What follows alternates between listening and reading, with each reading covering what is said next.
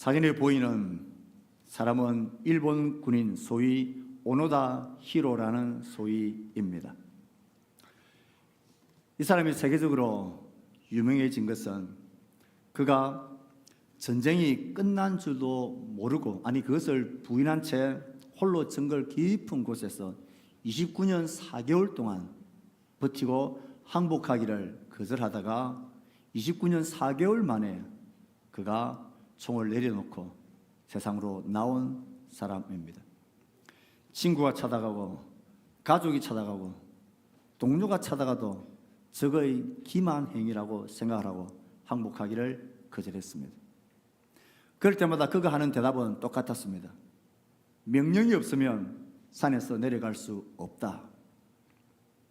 급기야 29년 4개월 후에 그 당시에 그의 직속 상관이었던 그 상관이 그 정글 깊은 곳으로 찾아가서 이제 전쟁이 끝났으니 투항하라는 정식 작전 해제 명령을 그에게 전달하고자, 그래서 그는 전쟁을 끝내고 내려오게 됩니다. 군인에게 명령이 얼마나 절대적 가치를 가지는지를 잘 보여주는 일화라 할 수 있습니다. 우리는 디모데전서 1장부터 쭉 살피면서 오늘 마지막까지 왔습니다. 이 마지막 부분은 디모데전서의 마지막일 뿐 아니라 바울 사도의 인생의 끝자락에서 유언과 같이 남긴 편지입니다. 그 편지 중에서도 이제 마지막 부분에 그는 명령을 디모데에게 강한 마음으로, 간절한 마음으로 명령을 합니다. 그의 명령은 지금까지의 서신을 정리하는 내용입니다. 서양 사람들처럼 불을 쫓지 말고 믿음의 선한 싸움을 힘써 싸우라. 이 명령을 다시 한번 그에게 전달하고 이 편지를 마무리하고 있습니다. 무엇을 명령했습니까? 바울은 이 명령을 어디에 근거해서 간절한 마음으로 호소하고 있습니까? 바울은 11절에서 오직 너 하나님의 사람아 이것들을 피하고 의와 경건과 믿음과 사랑과 인내와 온유를 따르라. 디모데를 향한 호칭이 특이합니다. 오직 너 하나님의 사람아. 하나님의 사람의 이 표현은 구약 성경에서 모세, 사무엘, 다윗, 엘리야, 선지자들, 이스라엘의 지도자들에게 쓰였던 위대하고 아름다운 호칭입니다. 하나님의 사람 백성이 되어서 하나님에서 온전하게 자라가려고 하는 모든 성도들을 향한 거룩한 호칭이기도 합니다.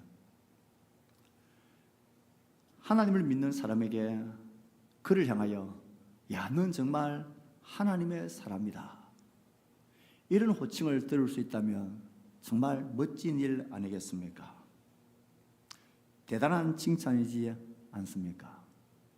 이 세상에서 다른 사람들은 다 하나님의 사람으로 살지 않지만 그러나 오직 너만큼은 하나님의 사람으로 살아라는 바울의 당부입니다.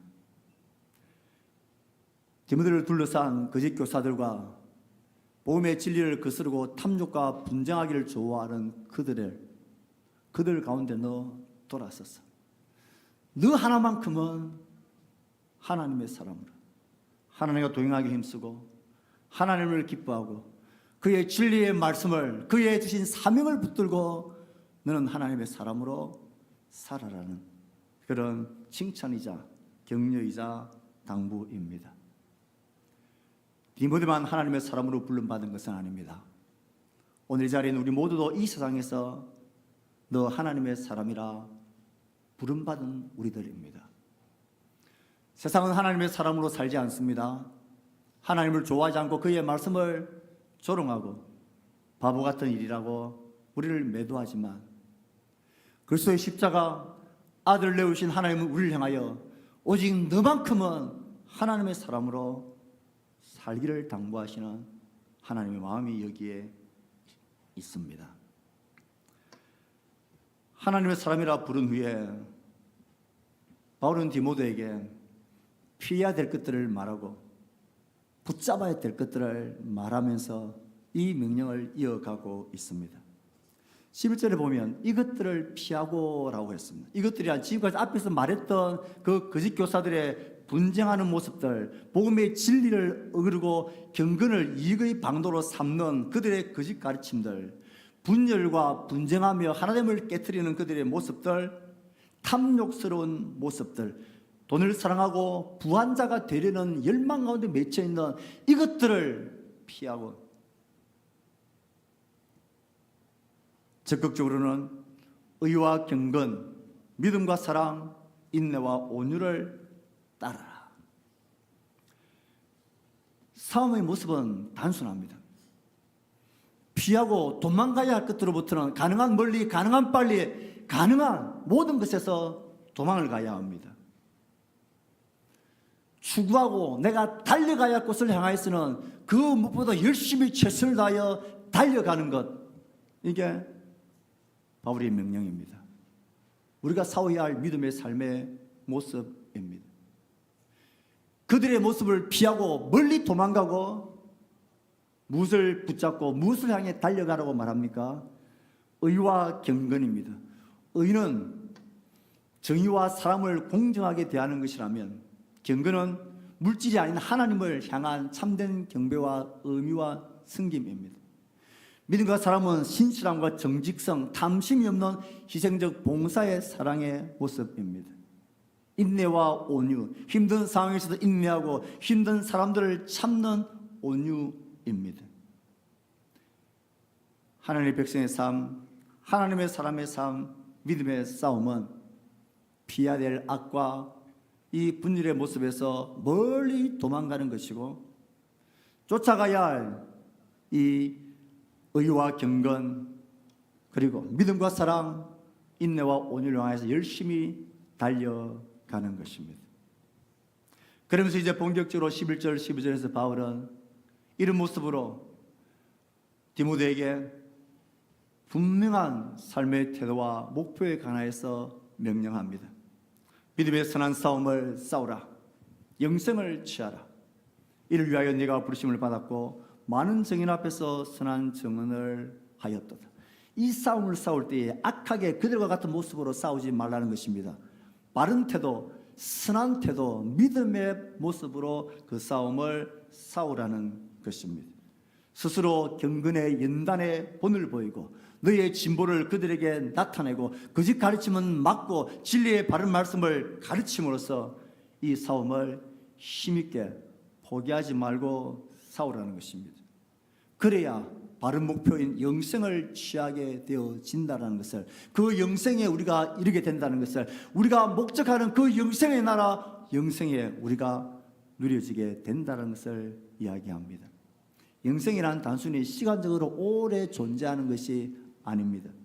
성경에서 영생은 예수님을 모르고 하나님을 모르는 우리들이, 하나님을 향하여 죽어 있던 우리들이 예수님을 알고 하나님의 사랑을 알고 그의 자녀가 되고 그의 백성이 되어서 그의 말씀을 따라 그를 섬기며 살아가는 것, 하나님을 알고 예수님을 아는 것, 진리를 알고 사는 것, 그것이 생명이고 영생이라고 말합니다. 취하라는 단어는 그냥 가지고 있어서 그냥 있으란 말이 아니고, 네가 가지고 있는 그 영생을 취하라는 말은 이 가지고 있는 것을 누리고 즐거워하고 기뻐하며 계속해서 그 영생을 누리며 기뻐하라는 뜻입니다. 우리가 믿음의 싸움을, 선한 싸움을 싸워나가고 피해야 될 것에서는 멀리 도망가고 추구해야 될 것은 열심히 달려가고 스스로 경건하고 하나님의 도우심을 구하며 이 선한 싸움을 싸워갈 때에 우리 가운데 이 삶이 영생의 삶인 줄 알고 이것을 기뻐하고 즐거워하는 그런 삶을 내가 살아가라는 것입니다. 이를 위하여 네가 부름을 받았고 많은 증인 앞에서 선한 증언을 네가 하지 않았느냐. 이것이 구원의 삶이고 이것이 오직 하나님의 사람으로 사는 삶이고 이것으로 네가 많은 사람들에게 이 복음을 전하며 살지 않았느냐. 그러니 이 싸움을 열심히 끝까지 달려가 싸우라고 바울은 마지막 유언과 같은 명령을 디모데에게 하고 있는 것입니다. 우리 모두는 이 땅을 살아가면서 각자의 의미와 가치와 목표를 가지고 살아갑니다. 그러면 오늘 하나님 말씀은 우리에게 이렇게 묻는 듯합니다. 너는 무엇을 위해서, 어떤 태도로, 어떤 싸움을 왜 싸우며 살아가는지 우리에게 물으십니다. 예수님을 알고 그 복음을 알고 하나님의 사랑을 알고 그 나라를 알고 그 나라의 영원한 생명의 기쁨을 아는 자라면, 그 영생을 가지고 있는 자라면 그 영생을 누리며 기뻐하며 이렇게 사는 것이 행복하고 이렇게 하나님의 사람으로 사는 것이 즐거움이고 가치고 의미인 자로 살아가고 있느냐라고 우리에게 물으십니다. 나의 모습과 나의 삶을 보면서 야, 저 사람은 삶의 목표와 태도가 분명하다. 야, 그의 삶은 하나님이다. 그의 나라고 그 복음의 진리와 가치를 위해서 살아가는 자구나. 우리가 영생을 취하며 누리며 살아가는 것이 모두에게 알려지게 되는 그런 믿음의 싸움을 싸워가시는 우리 모두가 되기를 축복합니다. 바울은 이 명령을 하면서 내가 이 명령을 하는 것이 가벼운 명령이 아니라는 것을, 내가 너에게 명령할 수 있는, 호소할 수 있는 모든 중하고 무거운 것을 가장 간절한 마음으로 가장 무겁게 내가 너에게 이 명령을 한다. 그러니 너 가볍게 듣지 말아라는 것을, 그가 이 명령을 호소하듯 하고 있는 근거 두 가지를 이야기를 합니다. 우리 13절 말씀을 읽어봅시다. 이 호소와 명령을 하는 이것이 가벼운 명령이 아니라 너무나 무섭고 중차대한 명령이라는 그 근거가 첫 번째 하나님의 임재라는 근거에서 이 호소를 하고 있습니다. 13절 말씀을 읽습니다. 시작.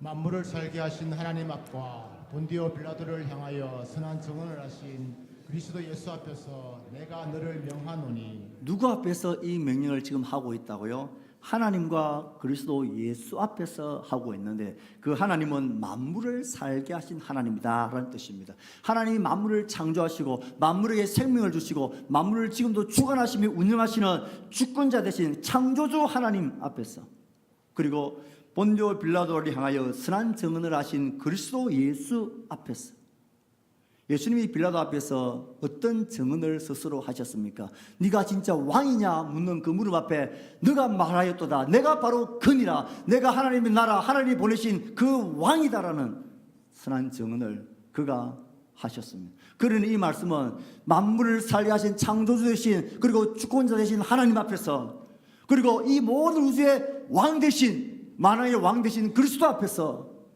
하나님과 그리스도의 임재 앞에서 내가 너에게 지금 이 명령을 하고 있다. 그러니 너 이것을 가볍게 듣지 말라는 것입니다. 또 한 가지의 근거는 14절 15절의 앞부분에 있습니다.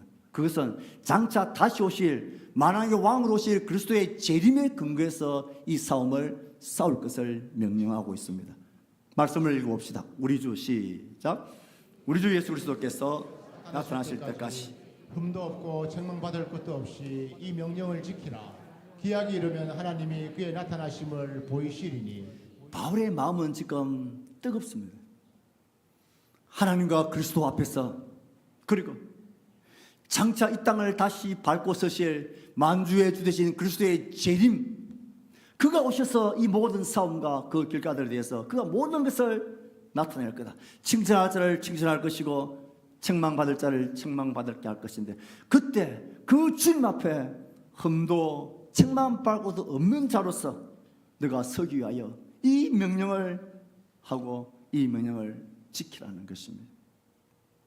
기약이 이르면이라는 뜻은 하나님의 그 시간에, 그가 정하신 그날에, 그 날이 언제인지는 모르지만 확실히 있는 그 시간에 예수 그리스도가 이 땅에 임하셔서 이 모든 우주와 우리의 모든 삶과 우리의 모든 수고와 헌신과 이 선한 싸움의 애씀에 대해서 그가 반드시 모든 것을 드러내시고 결산할 텐데, 그때 흠과 책만 받을 것이 없는 자로 주 앞에 서기 위하여 너 이 명령을 지키고 행하라는 것입니다. 바울이 호소할 수 있는 가장 최고로 무거운 것들을 근거해서 그는 이 명령을 가볍게 듣지 말라 이야기합니다. 이 글을 쓰면서 바울의 마음은 뜨거워졌던 것 같습니다. 하나님과 예수 그리스도의 재림을 생각할 때에 그 창조주 하나님이 어떤 하나님이신지, 그 하나님의 크고 놀랍고 영광스러운 모습을 그 당시에 초대교회 성도들이 부르고 있었던 하나님을 향한 찬양의 시를 언급하면서 하나님의 높고 초월적인 그의 주권을 노래하면서 그는 이 호소를 바울에게, 디모데에게 하고 있습니다. 하나님은 어떤 분으로 바울이 고백합니까? 그는 복되시고 유일한 주권자, 만왕의 왕, 만주의 주이시다.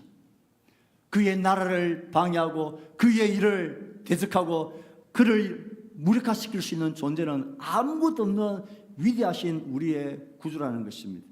그는 홀로 영생하시는 분이시다. 그는 모든 시간과 죽음과 소멸에 영향받지 않고 이 모든 것을 초월하신 분이시다. 그는 약해지지 않는다. 그는 변하지 않는다.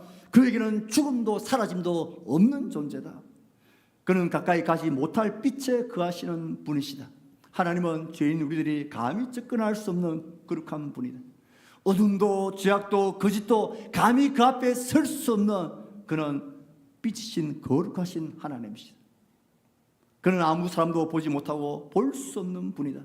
인간의 시야와 이해와 인간의 경험들에 의해서 제한받는 그런 분이 아니라는 것입니다. 하나님이 우리 자신을 그에게 나타내시고 그가 자신을 우리에게 나타내실 때만 알 수 있는 그런 하나님이십니다. 하나님은 작은 분이 아니라는 것입니다. 너무나 크고 놀랍고 영생하시고 생명의 주관자 되시고 무적의 하나님이신데 이 하나님 앞에서 그가 다시 그리스도 예수를 이 땅에 우리에게 임하게 하실 그날 그 임재를 생각하면서 내가 너에게 이 명령을 하고 있다라는 것입니다. 그러니 어떻게 하라는 말입니까? 그러니 내가 하는 너의 이 명령을 너 가볍게 듣지 말고 힘써 너가 싸워야 할 믿음의 싸움을 최선을 다해 끝까지 싸워가라는 것입니다. 이 본문 속에서 피하라, 싸우라, 쫓아가라, 명령을 지키라, 이 모두가 전투 용어입니다. 전투하는 군사에게 그 명령은 절대적 가치를 가집니다. 그 명령에 순종하느냐 복종하느냐에 따라서 삶과 죽음이 결정되어지고 그 인생의 성공과 실패가 결정되어집니다. 우리가 이렇게 살 때에 하나님 우리에게 영생을 주시고 영생을 누리게 하십니다. 이 땅에서 하나님의 백성으로 사는 것은 제대로 살려고 하면 만만치 않습니다. 하나님 없이 돈을 쫓아가고 성공을 쫓아가는 자기 자랑과 자기 성취를 쫓아가는 이 세대에서 하나님의 사람으로 믿음의 선한 싸움을 싸우며 진리의 믿음을 지키며 살아가는 것은 만만치 않은 싸움입니다. 힘들고 이 싸움을 이제 그만할까, 적당하게 할까라는 마음의 시험들이 들 때에 우린 바울의 이 심정을 기억해야 합니다. 만물을 살게 하시는 하나님과 만왕의 왕 되신 그리스도 앞에서 그가 장차 다시 오셔서 모든 것을 심판하실 그 앞에 허물고 책망 없는 자로 서기 위해서 그 영광스러운 하나님 앞에서 내가 이 명령과 이 삶을 다시 힘내어 용기내어 살아가라는 신앙의 자극이 되는 하나님의 말씀입니다. 믿음의 형제 여러분, 우리 주님은 반드시 다시 오실 것입니다. 모든 숨은 것을 드러내실 것입니다. 모든 오해된 것을 바르게 하실 것입니다. 모든 의도되어진 것들을 그는 천하 앞에 드러내실 것입니다. 그 주님이 우리 앞에 서실 것입니다. 그 앞에 흠없고 책망받을 것이 없는 자로 우리의 당한 믿음의 경주를 열심히 달려갑시다. 그가 곧 우리에게 임하실 것입니다. 바울의 이 마지막 명령과 유언은 여기에서 이미 끝이 났습니다. 이 편지를 이제 안녕이라고 끝맺으려는 그런 순간 바울은 한 번 더 이 믿음의 싸움을 거스르게 만들고 우리의 발목을 잡고 늘어지는 큰 유혹과 대적들의 거짓 교사들의 특징과 정체에 관해서 다시 한번 이야기를 합니다. 이어지는 17절 19절에서는 부한자들에 대한 권면을 한 번 더 하고 있습니다. 서신을 마무리하고 그 주제를 다시 한번 강조한 이후에 왜 다시 부한자들에 관한 교훈과 권면을 디모데에게 하고 있는지 이것이 의미심장합니다.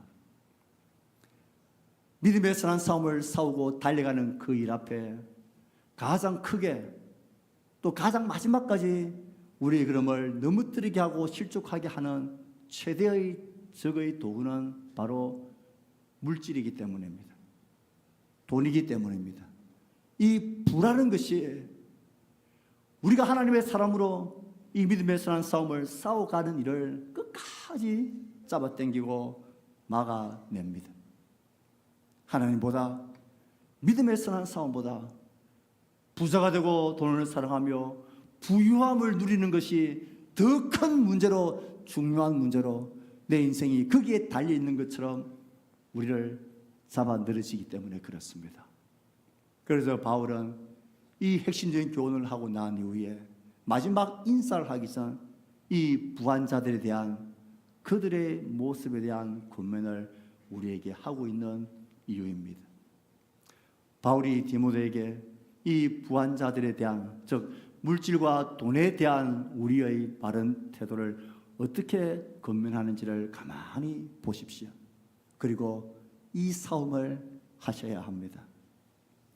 바울은 먼저 부한자들이 직면하게 될 위험 두 가지를 이야기를 합니다. 아니, 돈이 많으면 걱정도 없고 어려운 문제도 해결할 수 있고 좋은 것이 돈이 많고 부자가 되는 게 무슨 위험한 일이 생길 수 있냐라는 생각을 하지만 하나님의 생각은 다릅니다. 부한자들이 직면하게 될 위험이 두 가지가 있습니다. 17절 우리 앞부분의 말씀을 읽어봅시다. 첫 번째 그 위험이 무엇입니까? 그 두 가지 위험이 같이 다 나와 있습니다. 내가 이 세대에 시작. 내가 이 세대에 부한자들을 사랑하여 마음을 높이지 말고 정함이 없는 재물에 소망을 두지 말고. 바울의 권면은 분명합니다. 부하면 좋고 많으면 많을수록 좋다라고 믿는 이 세대, 물질에 대한 우리의 생각들에 대한 경고를 합니다. 직면하게 될 위험, 첫 번째가 뭡니까? 마음을 높이는 위험이 있습니다. 부가 쌓이는 높이만큼 사람의 마음이 높아집니다. 부는 우리를 교만하고 거만하게 만듭니다. 부는 스스로를 높이고 스스로를 성공한 자로 스스로를 남보다 더 괜찮은 능력 있는 자라고 착각하게 만듭니다. 나보다 못한 자들을 당연히 경멸하고 사람 취급을 잘 해주지 않습니다. 사람의 마음은 이 부분에 있어서 자동적입니다. 내 통장에 잔고가 많이 남아있으면 밥을 안 먹어도 배가 고픕니까? 안 고픕니까? 육신의 배는 고프겠지만 마음의 배는 하나도 고프지 않습니다.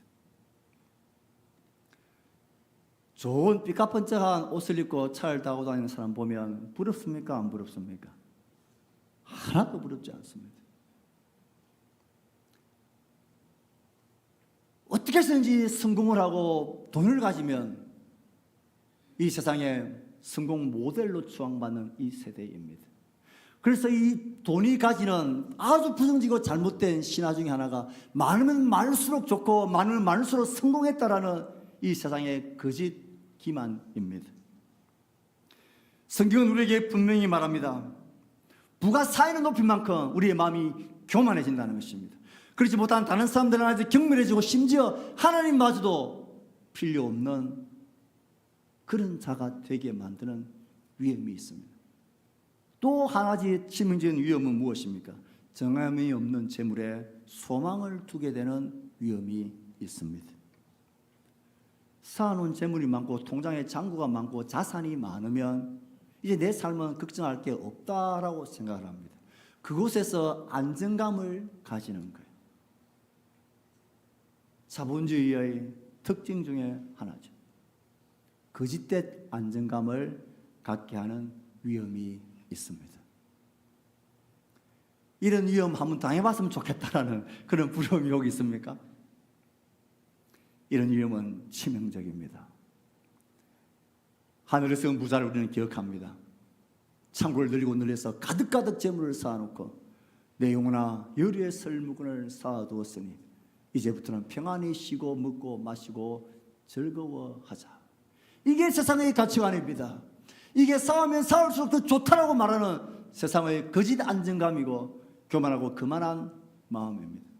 하나님은 그 사람을 향하여 뭐라고 말씀하십니까? 어리석은 자여, 오늘 밤에 내 생명을 찾아가면 너가 준비한 모든 것이 누구의 것이 되겠느냐? 그것은 어리석은 자입니다.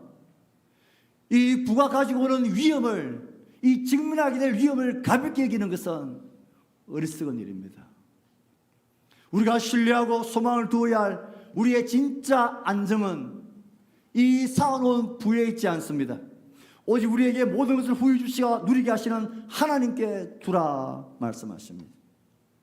그러므로 바울은 이 부와 물질에 관하여서 그 부는 위험한 위험을 직면하게 된다라고 말합니다. 여러분, 소망을 이 부에 두지 마십시오. 이 부가 나를 교만하고 거만하게 만드는 것을 극히 조심하십시오.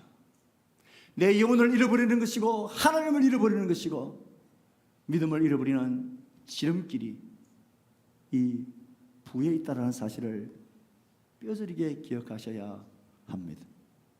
그렇다면 이 부를 어떻게 해야 합니까? 바른 태도와 바른 모습으로 사용해야 할 것을 적극적으로 바울은 권면하고 가르칠 것을 말합니다.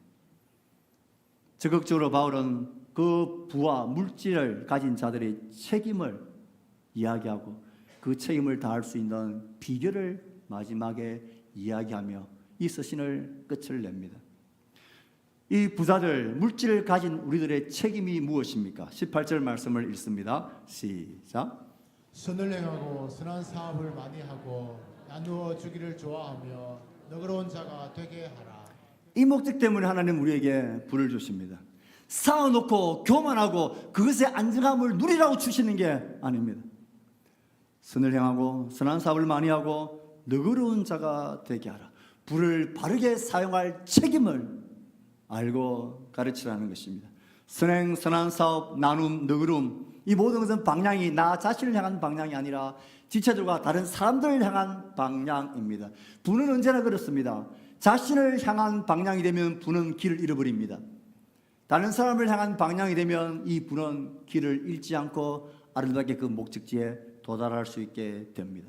왜 이렇게 해야 합니까? 이렇게 하는 것이 가난하고 가난했던 우리를 풍성하게 하시고 부유케 하시는 하나님의 성품을 닮아가는 길입니다. 그것이 하늘의 보물을 쌓아놓는 길이기 때문입니다. 그것이 거짓 안정감 속에서 어리석은 자가 아니라 하늘의 보물을 쌓아놓는 지혜 있는 자가 되는 길이기 때문에 그렇습니다. 사랑하는 성도 여러분, 믿음의 지체 여러분, 하늘의 소망을 두고 하나님에게 내 삶의 안정을 두는 성도 여러분, 부가 속삭이는 이 모든 유혹과 도전 기만을 파악하셔야 합니다. 부는 바르게 사용하라고 하나님에게 맡기신 수단이지 나의 안정감을 삼고 교만하라고 주신 것이 아니라는 것을 기억합시다. 나누어주고 선을 행하고 하나님 나라 복음을 위하여 나의 지체들과 다른 자들의 아픔들을 향한 흘러가는 도구가 되게 해야 합니다. 이 말씀 앞에서는 다시 한번 여러분들에게 강조합니다. 나에게는 없는 아픔과 슬픔과 힘겨운 지체들이 우리 가운데는 많이 있습니다. 여러분의 긍휼금과 여러분의 이유 없는 지정헌금들, 이것을 흘러가게 만드는 이 일 앞에 마음을 두십시오. 그것이 쌓아놓고 숫자가 늘어나면 나를 교만하게 만들고 나를 그만하게 만들고 거짓 안정감으로 나를 잠깐 미혹하지만 그것을 지체들이 흘러가게 만들고 필요한 자들이 흘러가게 만들면 하나님 나라가 임하게 만들고 하나님의 성품이 내 안에서 이루어지는 복이 일어납니다. 어떻게 하면 그 물질과 부의 기만을 뿌리치고 이 바른 모습과 목표를 향하여 우리가 자유할 수 있을까요? 그 비결이 17절에 있습니다. 부한 자들이 물질을 가지고 책임을 다할 수 있는 비결 말입니다. 19절 말씀을 읽습니다. 시작. 이것이 장래에 자기를 위하여 좋은 틀을 쌓아 참된 생명을 취하는 것이니라. 그 비결은 너무나 분명하고 단순합니다. 나의 시각과 나의 관점이 이 땅에 있는지 아니면 하늘나라 장래에 있는지, 어디가 진짜 내 삶의 부유함이 결정나는 것인지에 대한 우리의 가치관의 싸움이고 우리의 시각의 싸움이고 관점의 싸움입니다.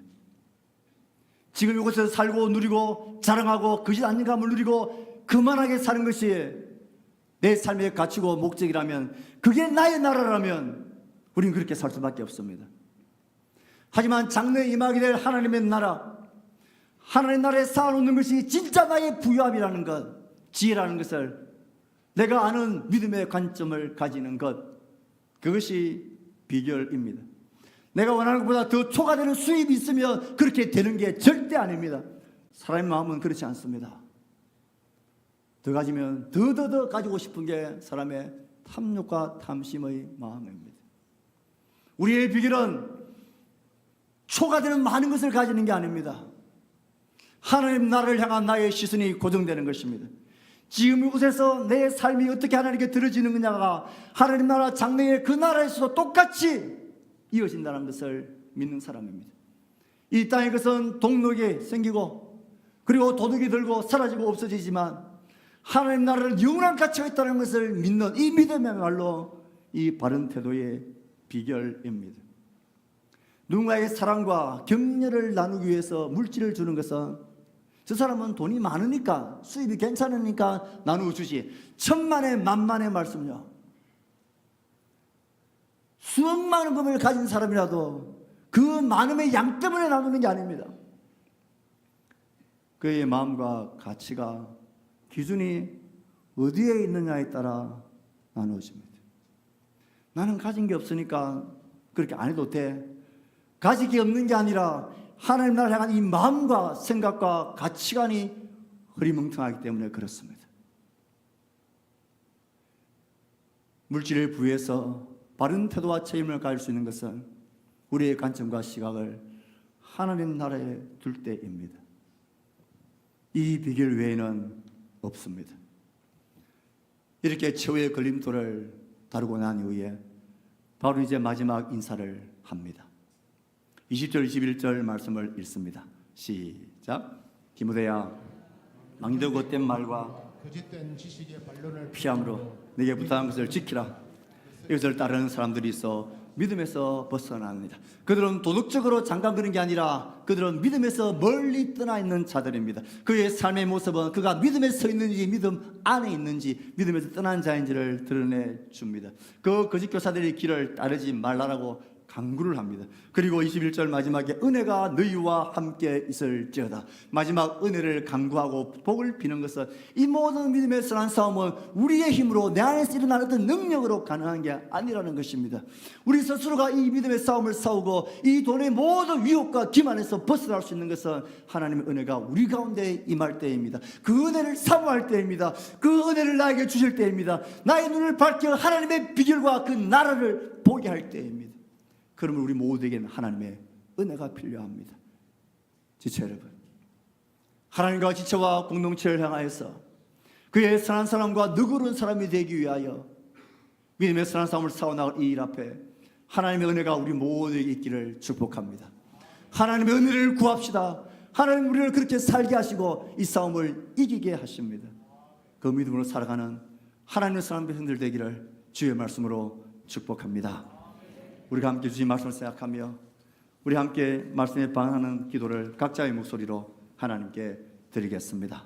기도합시다.